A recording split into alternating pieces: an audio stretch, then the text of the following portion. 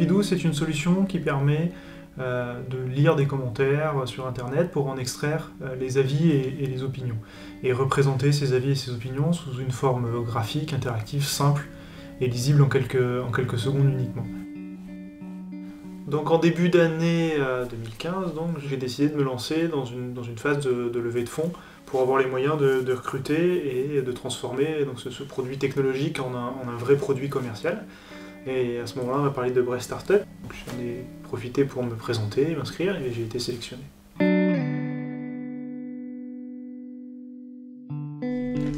Notre projet Ezicalator, c'est un projet de création d'une entreprise qui va fabriquer et commercialiser des molécules destinées à aider les chercheurs dans leur recherche contre les maladies du cancer. Alors, le projet que je porte, qui s'appelle Biosamples, pour faire très simple, c'est l'Amazon des échantillons biologiques. Et mon idée, c'est d'utiliser Internet, la technologie de l'information, pour faciliter la mise en relation d'acteurs autour de ces échantillons-là.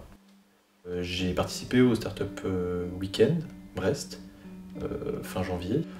On a constitué une équipe qui a remporté le 2e prix, et c'est finalement ça qui a permis au projet en fait, d'accéder à Brest Startups.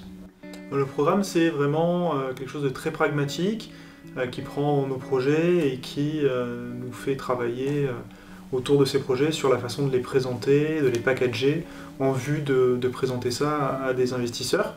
C'est vraiment quelque chose d'efficace dans notre façon de présenter le projet sur lequel on travaille. Ça m'aide beaucoup à structurer mon approche, et on est nécessairement influencé par les intervenants, notamment les gourous du business model Canvas. C'est finalement une approche très pratique qui consiste à s'intéresser d'abord au marché, donc, en l'explorant via des interviews d'exploration, pour s'intéresser non pas à notre idée, mais aux problèmes auxquels on s'intéresse. Le projet avance très bien. Sur la partie validation technique, on est presque à la fin. Tout a très bien marché. Sur l'aspect économique, on a fait des grands progrès, et pour l'instant, on envisage une création de l'entreprise au 2e semestre de cette année. Dans le scénario le plus optimiste, je crée une entreprise en milieu d'année de l'année prochaine, pour là vraiment recruter des développeurs pour bâtir la plateforme telle que je la conçois.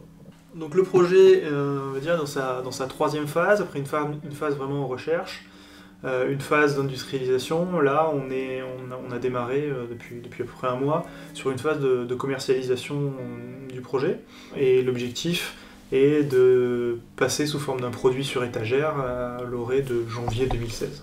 Je me suis posé la question de continuer la mission où j'étais, à partir du moment où on m'a proposé en fait, d'intégrer l'accélérateur. Parce que c'est vrai que pour moi c'est rassurant. Et je savais que ça allait m'apporter beaucoup de choses, et ça m'apporte beaucoup de choses.